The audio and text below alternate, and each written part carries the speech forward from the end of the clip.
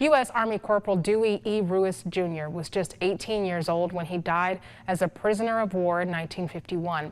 But it wasn't until last fall when his remains were finally identified. Logan Schijano has his story. It was a procession more than 72 years in the making. Hundreds of veterans, family, and friends heading to Wayfair Cemetery to remember U.S. Army Corporal Dewey E. Ruis Jr. He understood that the beacon of hope that America stands for, not only to our fellow citizens, but also to people all over the world, is something worth fighting for. Ruis fought in the Korean War, but was just 18 when he was captured and later died as a prisoner of war in 1951.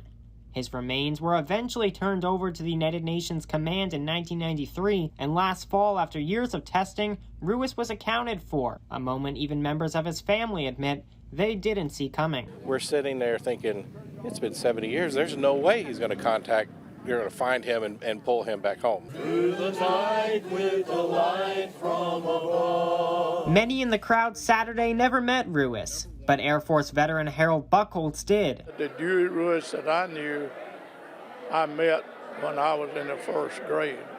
And so he was, so far as I knew, he was a great man. Elected officials like Congressman Buddy Carter coming to award Ruis's family the Purple Heart. Think of all the things he missed out on.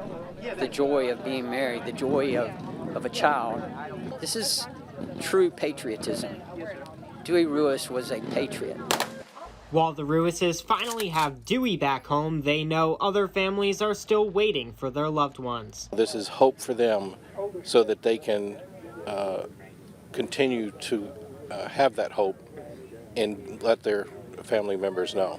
And Ruis's legacy will live on long after today. Many of the artifacts that the family has, including his medals and portraits, will be put on display here at the Eccles County Historical Society, which is planning an event for this Veterans Day. In Eccles County, Logan Schijano, WCTV Eyewitness News. The closure the Ruis family received is relatively rare. Since 1982, the remains of more than 450 Americans killed in the Korean War have been identified and returned to their families, but roughly 7,000 soldiers are still unaccounted for.